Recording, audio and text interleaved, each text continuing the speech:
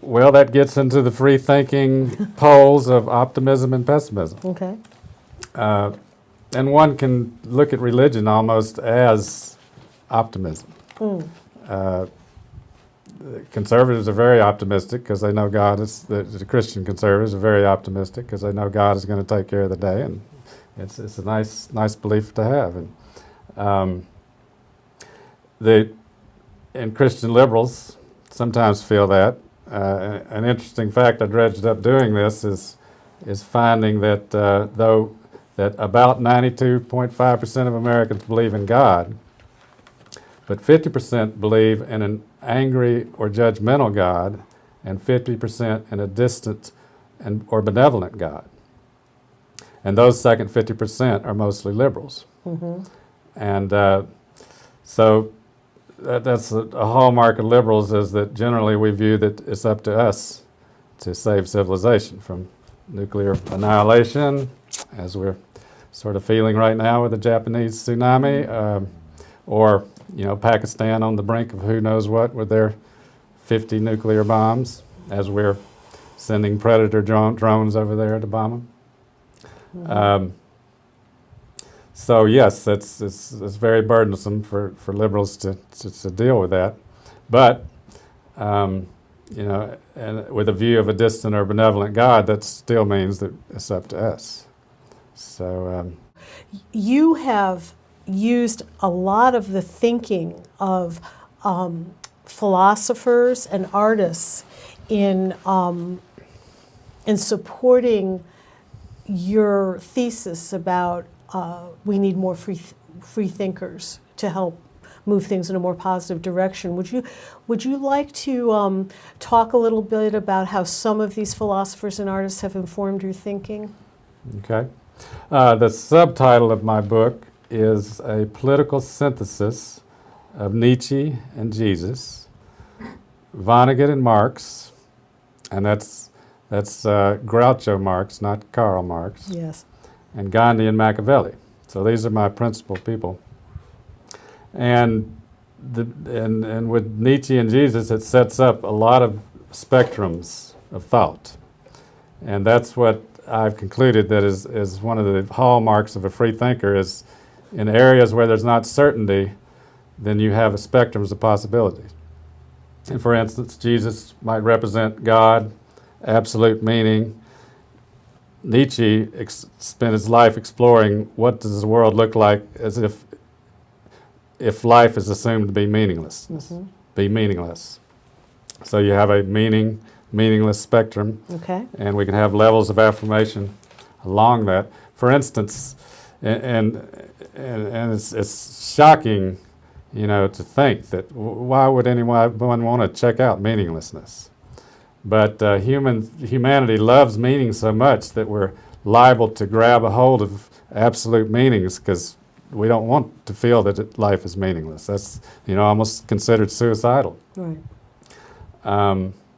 So, for instance, right now, there's probably 150 million Americans this weekend are going to watch people get a inflated raw cowhide and put it through a little metal hoop.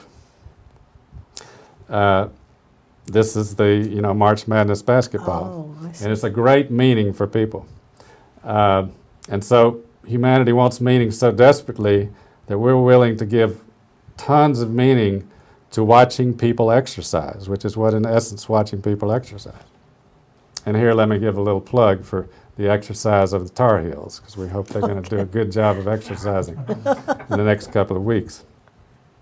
But that's how desperate humanity is, and it often leads to premature meanings, and that's what conservatism has done, I think, is latched onto this fundamentalist Christianity, fundamentalist capitalism, fundamentalist politics, and patriotism, to add a few extra to it. And that's why they're so rigid about it. It's because to give it up would be to tumble into the void. What is our meaning going to be? And liberals choose from religions, politics, history, worldwide. We're able to make choices that way, and that's awfully daunting for people. And we've been working on it since the 60s, whereas conservatives have been resisting it since the 60s. And that's one reason that the gulf is so big, is if you do really make a significant inroad into their views, then they're afraid their whole philosophical edifice will fall down. And that's not a good feeling when that happens. As Voltaire said, uncertainty is very painful, but certainty is absurd.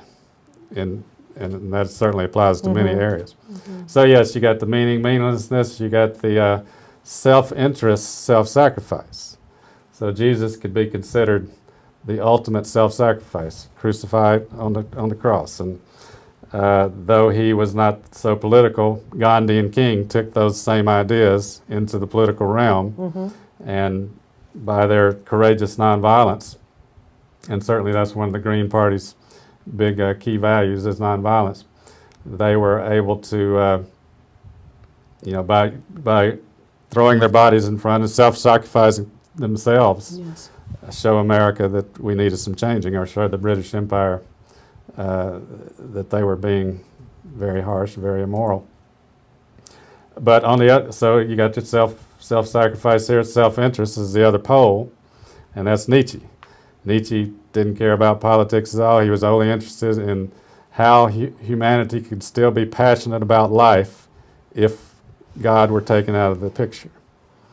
And this requires, a lot of control of all of these influences, TV, politics, to hold your own against, your own independence, your own autonomy.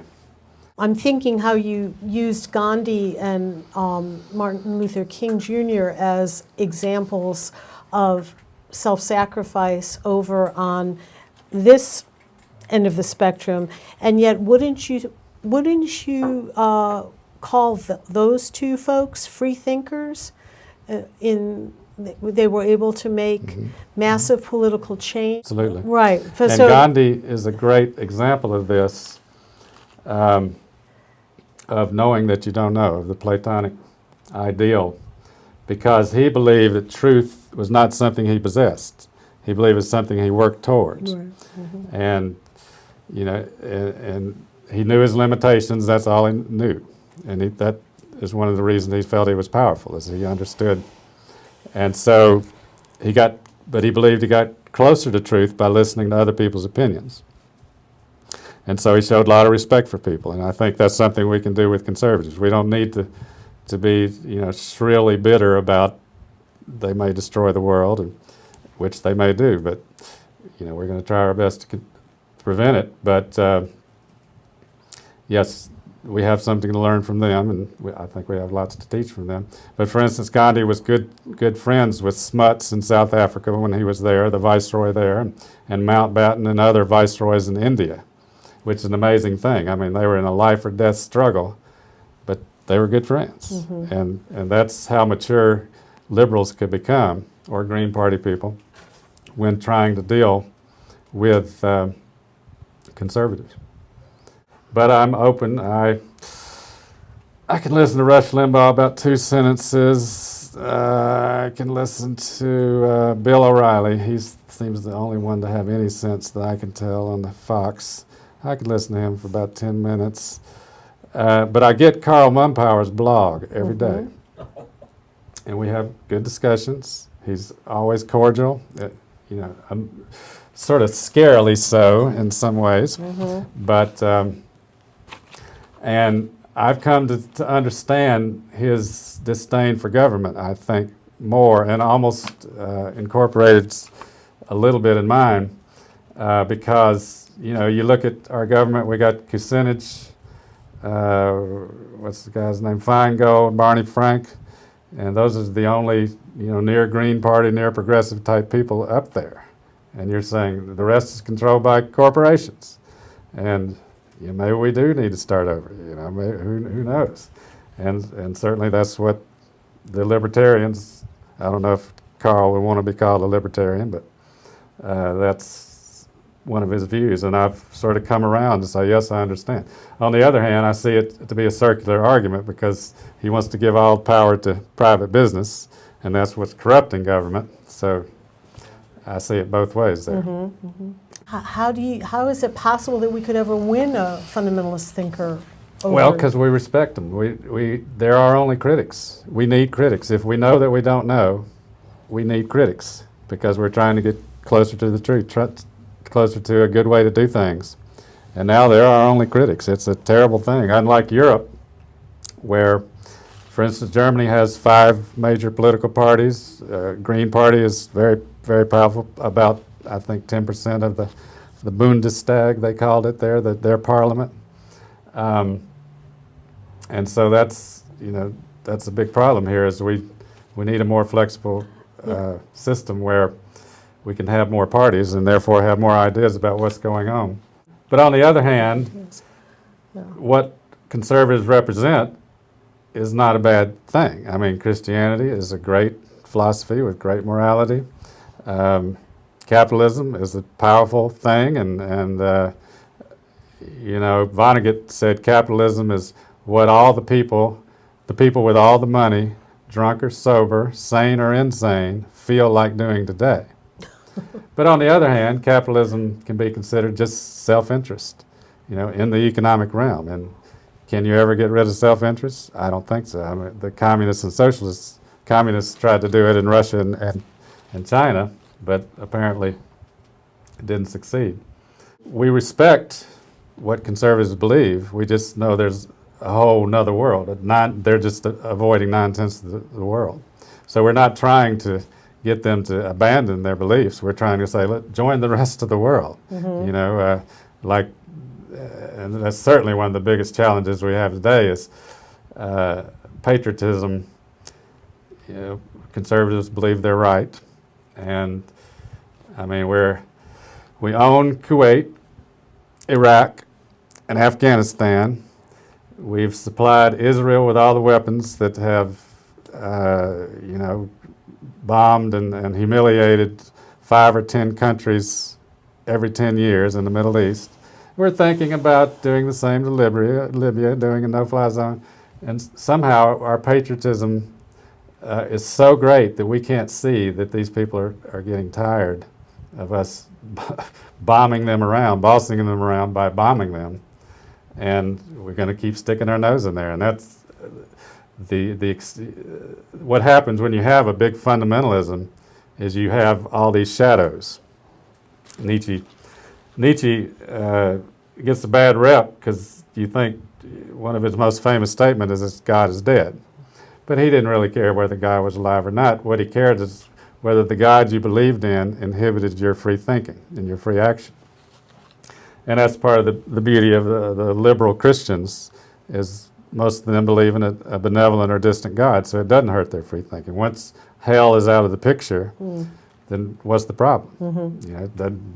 It's not going to torture you one way or another if you do or don't believe in God. In fact, as a free thinker, you could say, well, I believe in God right now, and I don't right now. You can jump in and out of that belief, so it's an optional belief. But Bill, it has been fascinating listening to you talk about your philosophy of free thinking and about liberating liberals. Do you have any talks coming up, public talks? I have a talk at Mumford Books and More on March 25th, 7 o'clock. Okay.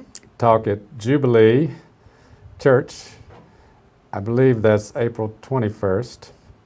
And I'm hopefully scheduling many more. And if anyone is looking for a speaker, calendar's fairly open right now. Interested in promoting your ideas that you've just put down in Liberating Liberals. If anybody wanted to talk with you personally about the book, could they email you? Yes, at billbranyon@yahoo.com. All right, Bill. Well, thank you so much for being on Thank you. Just Us TV today. It's been fascinating. It's been great. Thank Thanks. you. You asked great questions.